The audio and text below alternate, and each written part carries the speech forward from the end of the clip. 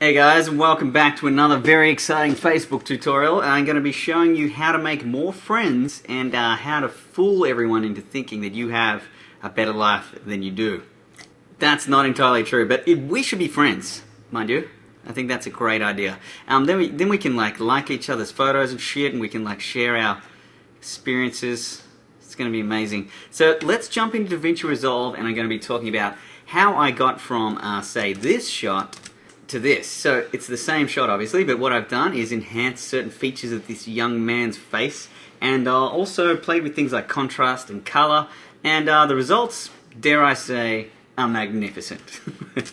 So how did I get to this place, and what were the thought processes along the way? Now I'm not going to show you how to use DaVinci Resolve as a software guide. You can look that up on YouTube. There's hundreds of tutorials that teach you how to import these drives, how to manage your footage, how to conform the footage to a timeline, but basically I want to talk about the coloring aspect. So let's jump straight ahead into that. Now here is the finished product. DaVinci Resolve works with nodes. Now this might look like a very complicated, this may seem like a very complex grade, but when you break it down it's actually quite simple. Basically all we're doing is we're saying, first step, let's balance the nodes. Second step, let's have a look at different aspects of the image that we want to adjust. Third step, let's have a look at the focus of the image and where we want our viewer to look. How do we enhance that? And then we have a final contrast node, and then just a final minor adjustment node. But I'm going to go through all of this stuff right now. So let's have a look at the original shot right here. Now it was shot on red. I shot this with my red Scarlet X, actually the very first film that I shot with my red Scarlet X.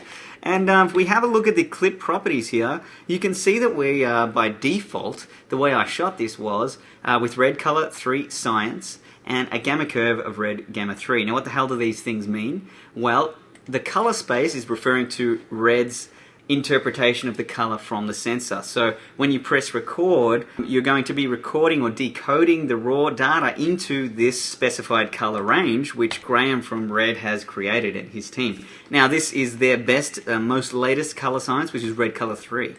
Now remember, these are starting points for our grade. The next thing is the gamma curve. Now it's very important to understand what a gamma curve is, and it's important to understand why it's powerful to be able to adjust that.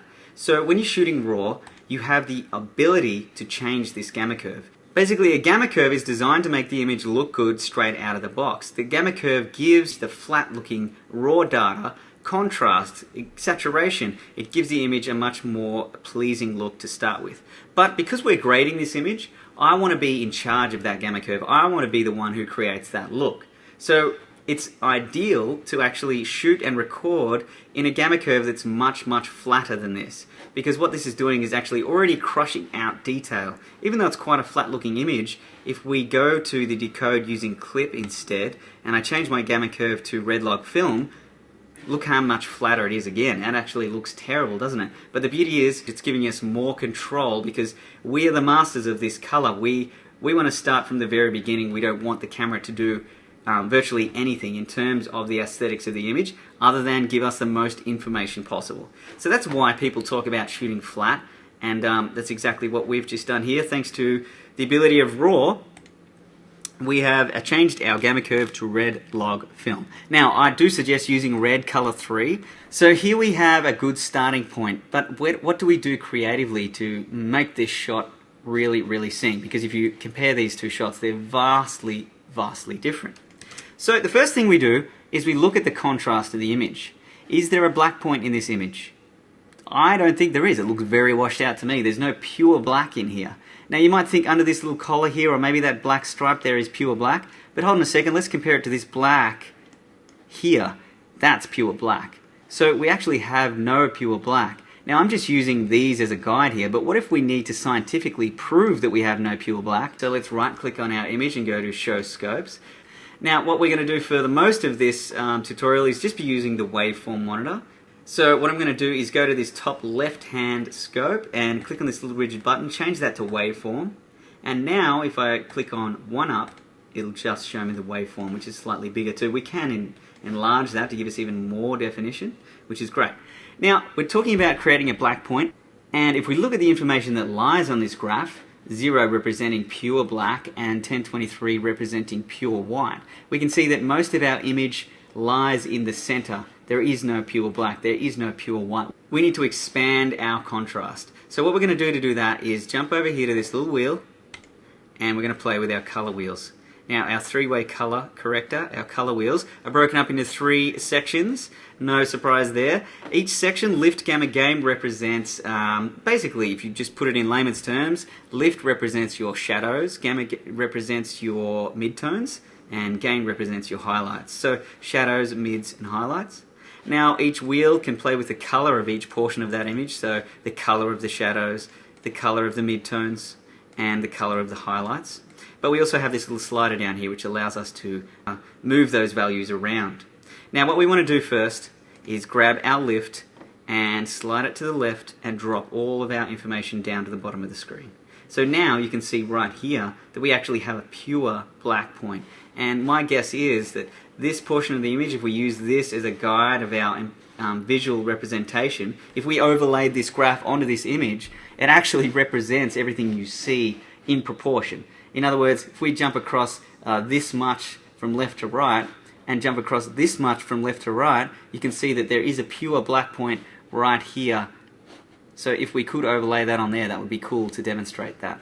But you understand what I'm saying, right? So now we have created a black point, but the only pure black in this image at this stage is this portion of his backpack strap and maybe a little bit over here on this portion of his backpack strap. But before we jump ahead and just agree that that's pure black, there's something that I need to mention about a cast in the shadows. Now when you look at the waveform monitor, you can see that there are indeed colors, red, green and blue, but there's also variations in color like purple or pink or white.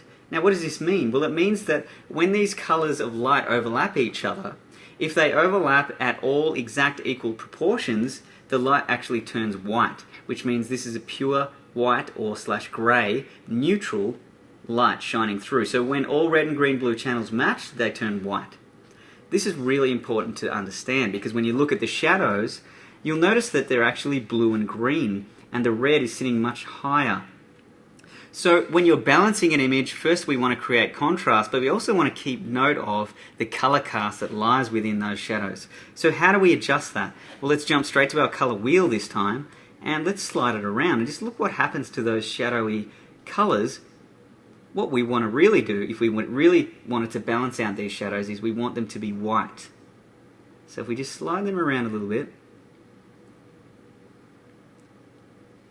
we're getting a much more balanced black. So now these shoulder straps are actually black. They're not just half black because the red channel wasn't actually touching black. They're actually pure black. But not all portions of our shadow is, but that's fine. So you can see over here that this portion of our shadow realm has red or magenta in it, but that's fine. So once you understand that, you're off to a very good start. The next thing we want to do is play with the highlights. Now if you look at these highlights, you can see that there's a bit of green in our highlights. So once again, we want to correct that. So what I'm going to do is slide our highlight gain slider around, and once again we want our highlights to all match and be pure white. So that's looking better. Now we have almost a pure white. It's got a little bit of yellow in there, but that's fine. It is sunlight, right? And this is actually referring to his hair here. This is referring to the sky over here. So what we've done now is we've balanced our shadows and we've balanced our blacks, but we still need to increase the brightness of our highlights because if we look at 1023, which represents pure white, we have no pure white in this scene. So let's just quickly have a look at the image and ask yourself, should it have a pure white portion of the image? And indeed it should. I mean, look at this highlight in the back left corner here. That is the sky and it's completely blown out. So yes, that should be pure white in terms of the first node when bouncing this image. So we've done that. What we need to do now is just bring it right up. And as we've brought it up, we've actually increased colors in red, so we need to balance that out a little bit. So just once again, try and balance that out as best you can and let it hit the roof. So now we have a balanced image, roughly. So now that we've created a black and a white point, added contrast to the scene, I want you to look at the image and think about the guy's skin and look at the overall color cast of the image. To me, it looks a little bit cool and a little bit green. So whenever you're doing color correction, you need to think in opposites. So what is the opposite color of green? And if you don't know that, it's pretty easy to figure out. All you do is look at these color wheels and look at 180 degrees. Just imagine you drew a line. So here's green, and if we look 180 degrees across from there, the opposite color is pink or magenta. So if you want to cancel out green, all you do is push magenta in. Now remember, it's a very sensitive adjustment, so remember, color correction is all about subtlety and just making very minor adjustments. So all I've done there is gone to my gamma midtones and added magenta to the shot. Control F full screen, Alt D. Now we're looking pretty good. We've got a balanced image, and in terms of white balance, it's looking pretty damn good to me. So let's compare that to the finished grade. We're still a ways off. His skin looks a little bit pale. The background is looking almost black and white. The contrast could be increased. The sharpness could be increased. His eyeballs and the color of his eyes could be enhanced. All of these things we're going to get into in a second. So now we want to create a new node. So how do we do that? As long as you've double-clicked on this node, if you press Alt-S for Sam or Samantha, then you have node number 2 here, and now we can start grading that without affecting our original balanced node. But keep in mind that these are an addition, so every time you add a node in the chain, they're adding each correction to get to a final result, which is over here. So we'll go into that in a bit more detail in a second, or it will make more sense as we go through this tutorial. But the second node, we want to make a selection. I want to start modifying specific portions of the image. So in our first node, we kind of did that using this three-way color wheel thing, where we selected shadows, midtones, and highlights. But now we're going to get even more selective, and we're going to use a method called qualifying. So if we go over here to the second tool and click on qualifier, we have this little magic wand tool that we can use, just like in Photoshop. And what we could do, for example, if I wanted to select this guy's skin, I could just click on the skin and it would give me a selection. But I want to teach you the ins and outs of this qualifier because it really pays down the track when you're making more difficult selections. So let's turn off that magic wand tool for a second and have a look at the image and ask yourself 3 questions. What color is this guy's skin? How saturated is the skin? And how bright or dark is the skin? So whenever you're trying to select something, you just need to ask yourself those 3 questions. And let's have a look at the image right now. So at the moment, the qualifier has not been set up to specify any range. It's just selecting the whole range. So what we want to do is have a look at the skin and ask ourselves, is it green, is it blue, is it yellow? Well, let's have a look at it. It's very, very desaturated. It's almost grey, but it definitely has a pinky yellow color to it. So what we're going to do is go to the width and just shrink in that width, just to the color realm that we think the skin lies. Now, once we play with the width, we can then go to the center and slide that around as well. You'll notice as you slide it around, this color in the middle saturation area changes. So this gives you an indication of what color that we're going to be selecting. So if we just move it around until it sort of starts to look like the color of his skin, which I would say is about there, we're off to a good start, at least with the chroma value. The next thing we want to do is say to the qualifier, how saturated is that color? So if we look at the color of the skin, it's mostly very, very desaturated, isn't it? So if we go to the high point, we can move that down. It's definitely, we don't want to select anything in this sort of saturation area. We want to bring that right down because the saturation's almost black and white, the skin, but it does have some color to it. So that's looking pretty good. The next thing we're going to look at is the brightness of the skin. So how bright is it? Is it in these shadow areas? Is it in these highlight areas? I'm going to suggest that it's sort of around this area here. So if we just grab that low point and drag that up, and grab this high point and drag that down, let's see how close we got. So if we turn on the highlight area by pressing this magic wand, we can see, bam, I've done a pretty good job of actually selecting that skin. Now it still needs refining, but we actually haven't softened any of the edges of these selections, and we did that all just by asking those 3 logical questions. It's very, very powerful to understand what's happening behind the scenes instead of just clicking the magic wand and clicking on your image. So we've got to a pretty good place, but notice we're also selecting these darker areas of the image. So what we can do is go to our low part of the luminance and bring that up, and the higher we go, the less of that darkness we're going to select. So that's looking pretty good too. So now we have a rough selection, which is looking pretty good. But you'll notice the edges of my selection are quite harsh. There's no softness at all. So what we can do is start to introduce different colors or subtract them. So I can shrink the width of my color range because I know I don't want to select anything green, but you can see here that my selection is actually including some green. So I could move the center of that over to the left, and now you can see I got rid of that green grass. So we're modifying, we're refining our qualification to select this skin. Now it's looking pretty good. I want to try and do a little bit better and not include that hair up there. So if we look at our brightness value, maybe the brightness can bring down, but not too much, because then we're going to start losing highlights on his skin. This is where you have to be gentle. So now that we've got our rough selection, what we can do is actually soften the edges of these selections, and that's what these low soft, high soft things actually mean. So if we can soften the edge of the high area,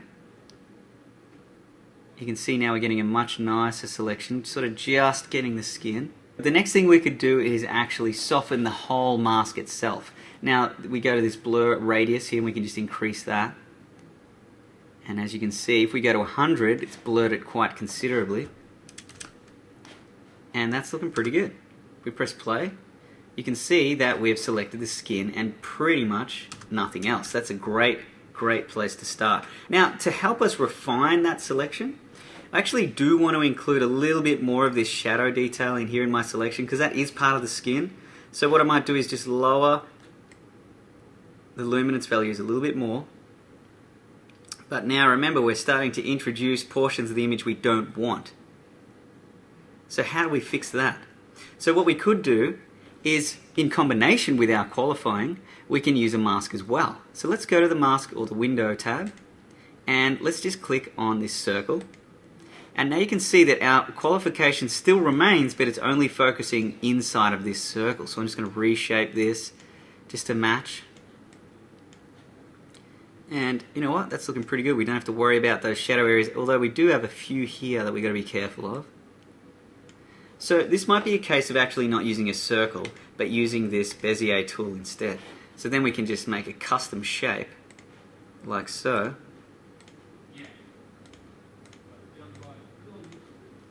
And now we can soften the edges of that shape just by moving the yellow portion, because the yellow portion of the window actually refers to how soft that part of the mask is, as you can see down here.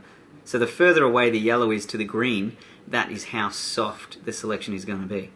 So we can just modify this, and now we have, you know, pretty good selection. Watch out for the side of his neck there. So the other cool thing about DaVinci is, now that we've created this selection, we're not working in Photoshop. This is not a still image, this is a moving image. So we need this mask to actually stick to this part of the image. So how do we do that? Let's go to this little crosshair button here.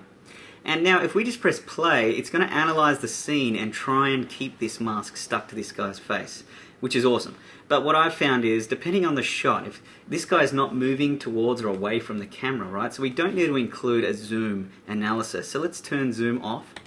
And now if we just press play and just watch what happens, DaVinci will track the guy's face and usually do a very good job.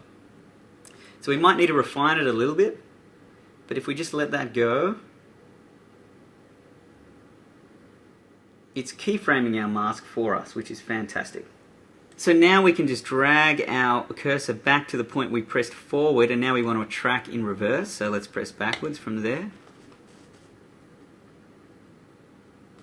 For this exercise, that should do us. Now, you'll notice that the mask doesn't actually perfectly track. So sometimes you might want to go in and make some little adjustments yourself.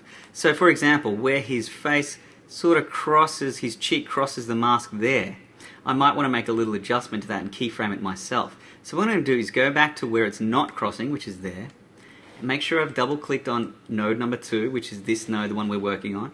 And then if we go to the keyframe down here, where it says number 2, if I press A for auto, enable that, now all I have to do is just make one little adjustment to our mask, and you'll notice a keyframe automatically pops up. So what we can do now is expand that keyframe window just to help us, and we can zoom in a little bit too. And now what I'm going to do is just scrub through this until his chin crosses that, and I'm just going to keyframe it myself. And you could go through this whole clip and literally just keyframe everything just to a finite detail. But so now you'll see the mask animates according to my new keyframes.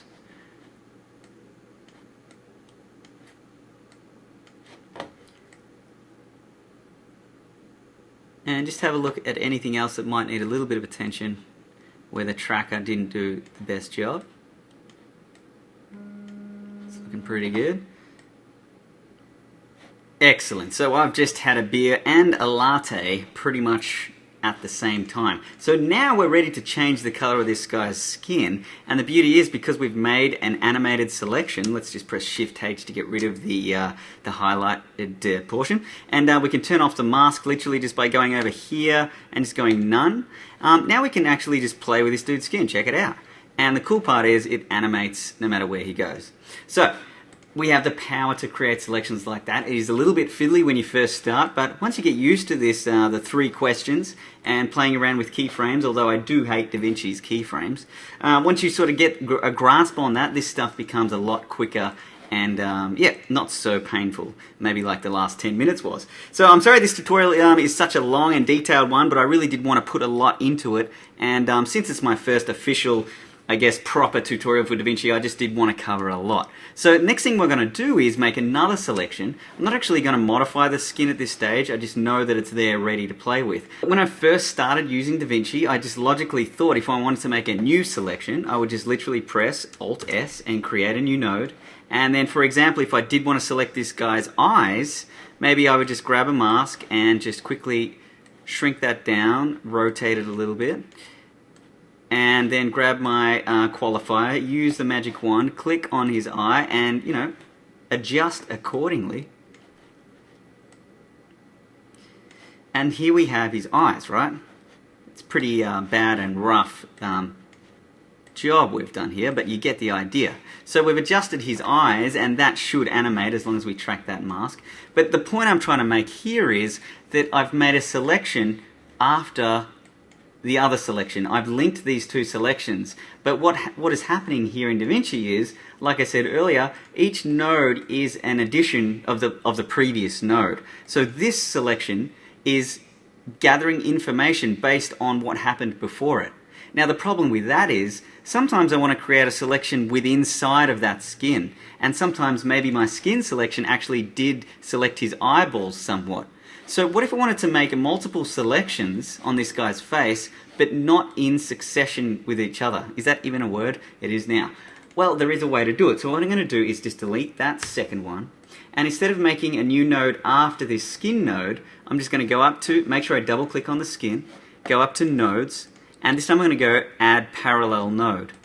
So now I have this sort of crazy looking setup which might look confusing, but it's actually pretty simple. We've got our original balance node here, and then we're going to have a group of nodes that all reference the original balanced node. So instead of creating a selection after this skin selection, I'm creating selections. Let's add another one. Node, add parallel node. I'm going to be able to create multiple selections that are all stemming from this original node. And that's a really powerful and useful technique. So let's go ahead and get started. I am going to go ahead and select this hair because I want to be able to have the option to play with the color of that hair. So I'm just going to double click on node 4, rename it, right click and change the label to hair. And once again, I'm going to go into my mask, and actually before you choose a mask, always just try and make a selection just with the qualifier. We're not going to go into the 3 question phase here. I'm just going to go automatic style, choose the magic wand and click on his hair. Just clicking around until you find something that gets most of the hair and nothing else. Now I want to increase the range of hair that it selects based on luminance, so I'm going to lower the shadow area so it starts coming in like so. So maybe to refine the edge of this, I could just increase the blur radius. And now we have a pretty good selection of his hair. It's not too bad. But what I might do is just lower it even more, because I really want to try and get that whole head of hair. But you'll notice it's starting to introduce his skin. So how do we get around that? Well, we can refine it by changing our color selection. Notice our color selection is in the red realm, but with the hair there's actually no red in that hair, or virtually no red compared to the skin. So all we need to do is close the width of this and just shift it to the right, and hopefully we're starting to get a better selection, which we are. So we've done this without an animating mask, which is really, really cool. And we can expand the radius of our selection too, just slightly. And that's looking pretty damn good. So we could, just for the hell of it, get rid of these extra components that have been selected by using a mask, but this time it'll be a lot simpler. So I'll just use a window and use a round one this time. And we just sort of plonk it there. And once again, just go to the tracking palette, turn off the zoom for this particular shot. And now what we do is just press play and just analyze the frame. So it's going to do a very good job of that, I assume. And hell yeah, it is.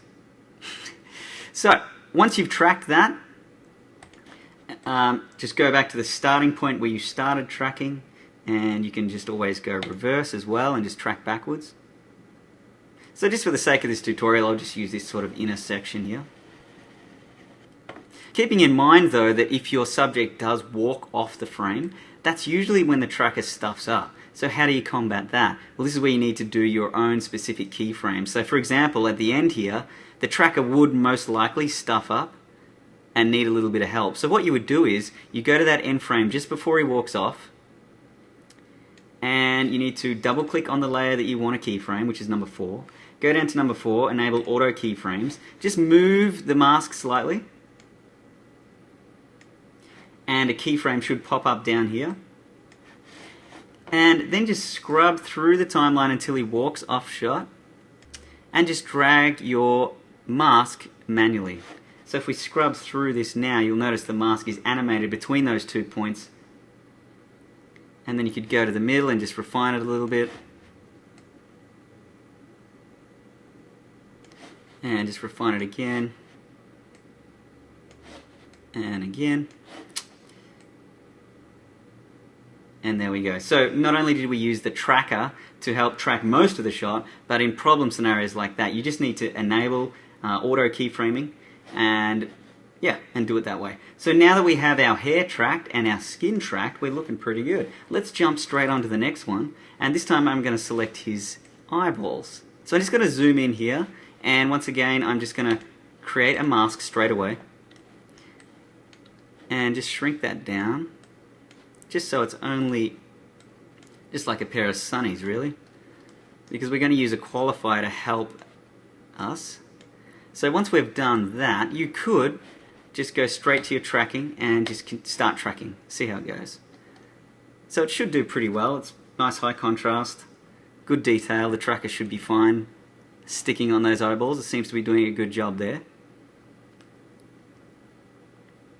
And in a second, we're just going to add a qualifier to this mask. So I'll just scrub back here until I find a clean frame where his eyes are open.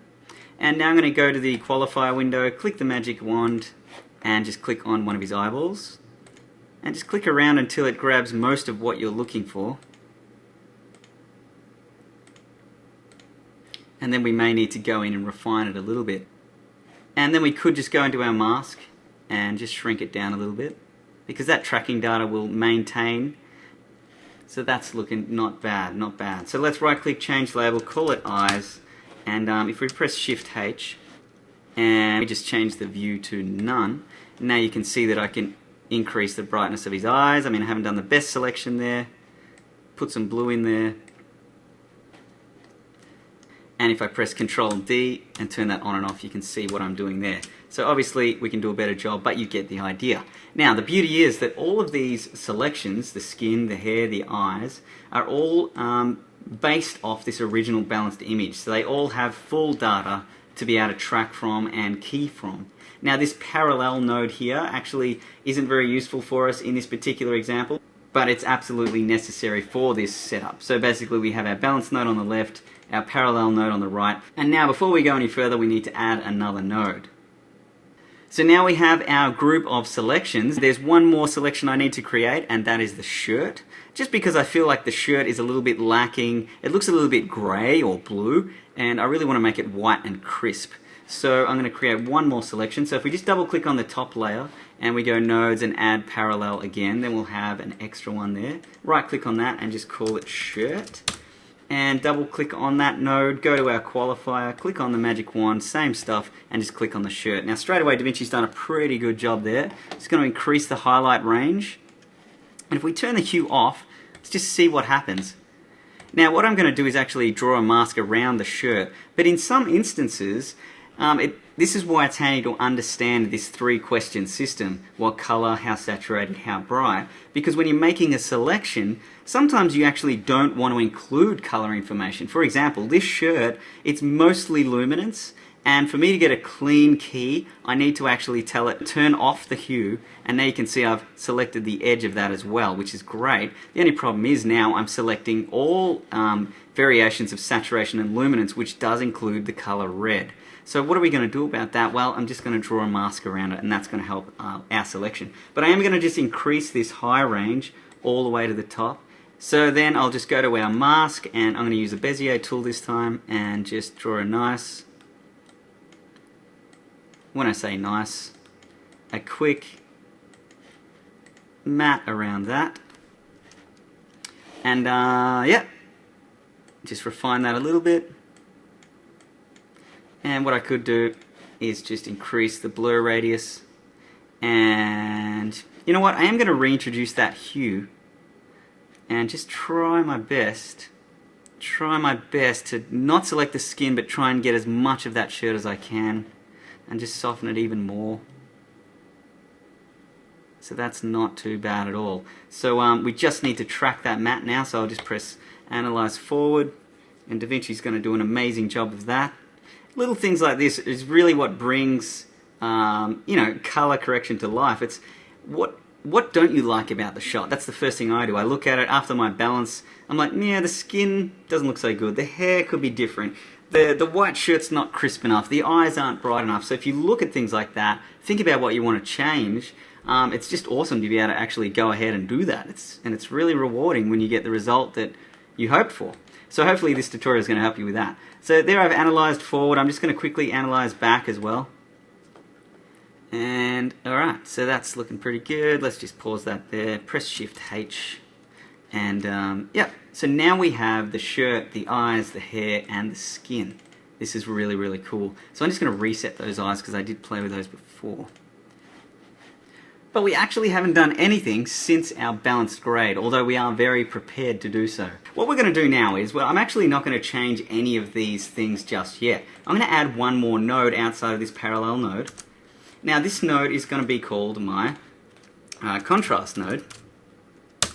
And I haven't actually added a contrast curve, so to speak. What we did in that first node with the balancing was basically just giving the image some sort of contrast, but not a look in terms of contrast. So now I'm going to use curves to create contrast. Now, if you don't understand curves or how to use them, I have a lot of tutorials on my blog, mattscottvisuals.com. Check out there, I've explained curves about 1,000,000 times, but I'm just going to create an S-curve right now, so I'll just drop the shadows a little bit and raise the highlights a little bit. So here we have some pretty nice looking contrast. I'll just press Ctrl D just to turn that on and off. And while we're at this contrast, I might just rename it and call it color. Color contrast. So it's both. And what I could also do is increase saturation by 10. So now the saturation's increased, the contrast is increased. If I just do Control D just to cancel that node, we can see the difference there. So I actually haven't changed any of these components yet. All I've done is balance the shot and added a contrast curve. So it's starting to look a lot better. But let's compare it to the final shot. There's definitely a lot more color in the grass. His eyes are more pronounced. His skin looks better. There's a few things we still need to go with this. But the beauty is most of the hard work is done and the rest is just fun tweaking. So the color contrast is done. But now we're going to go back to the skin and we can just push in a little bit of warmth in there. Seeing as our highlights and mids can really create the look you want. And with the hair, I'm just going to add a little bit more yellow to the hair to make it look a bit more blonde. And with the eyes, I'm just going to increase the luminance of the eyes with the highlight slider and then the gamma slider. And I'm also going to drop some blue in there, and if we just zoom in, seeing as our highlights and mids can really create the look you want. And with the hair, I'm just going to add a little bit more yellow to the hair to make it look a bit more blonde. And with the eyes, I'm just going to increase the luminance of the eyes with the highlight slider and then the gamma slider. And I'm also going to drop some blue in there, and if we just zoom in, we'll go to the gamma and drop some blue in there as well. Now notice that the actual whites of the eyes have gone blue. So remember, whites being highlights, I would use the gain slider, the highlight slider, to push yellow to balance out that blue, because remember the opposites. So now the whites of the eyes are looking a little bit better, and we just push more blue in there. Try not to go too far.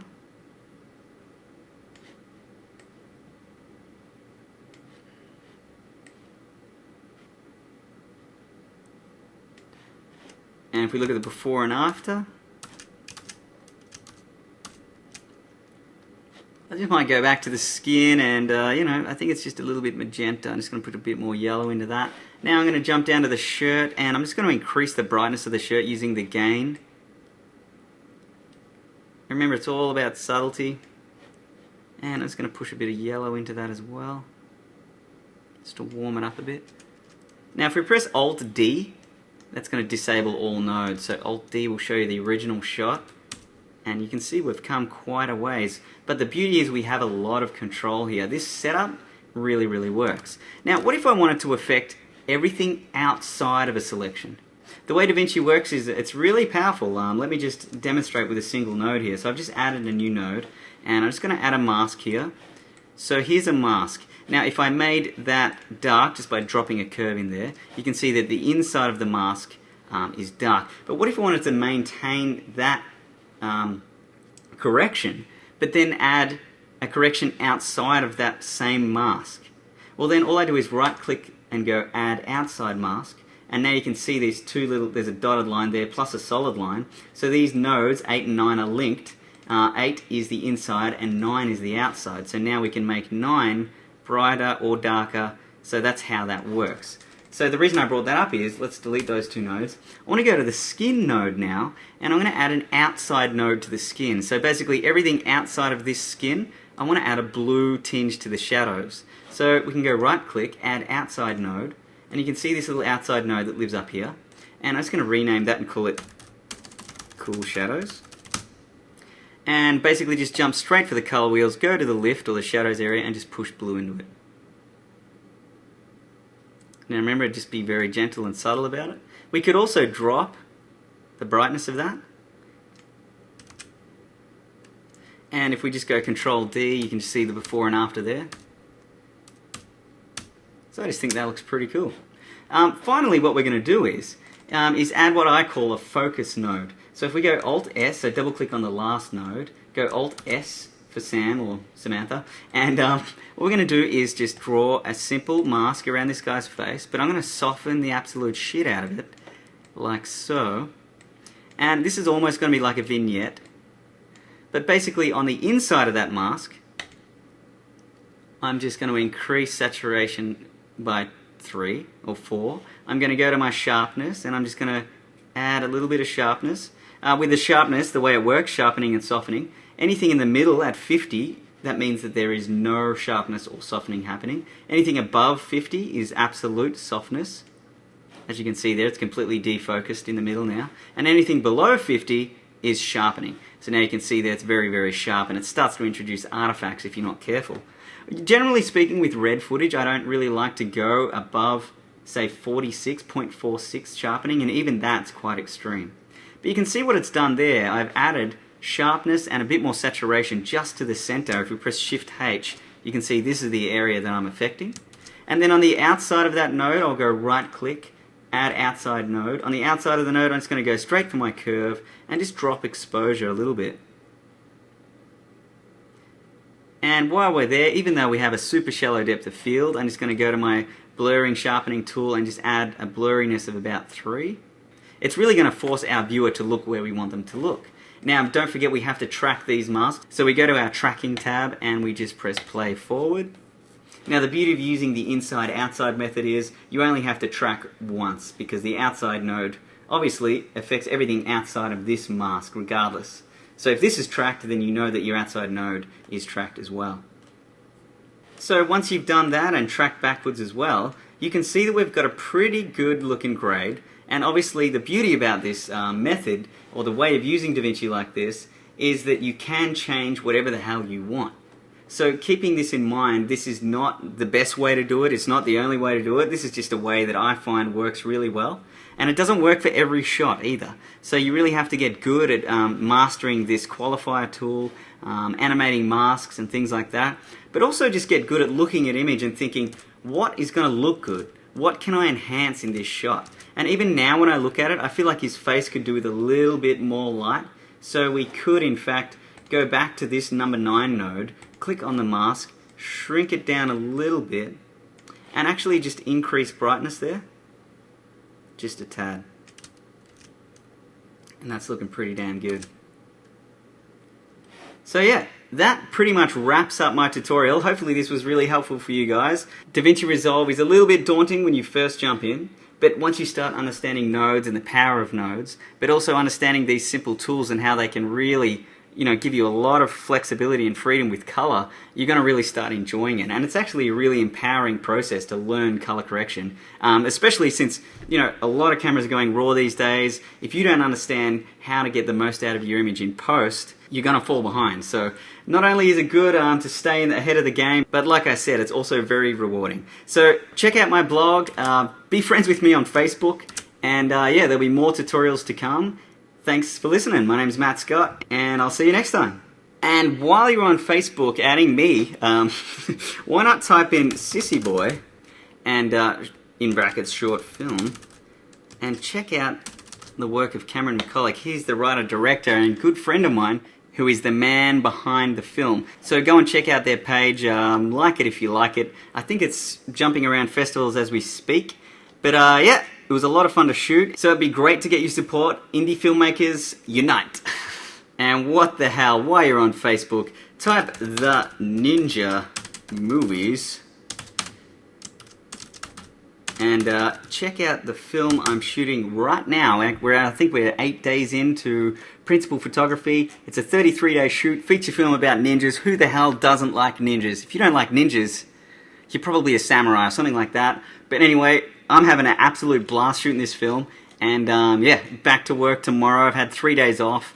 It's been freaking awesome. We've been in like mud trenches with guns and shit and explosions. Well, there's my alarm. Anyway, I gotta go. Thanks, guys. Peace out.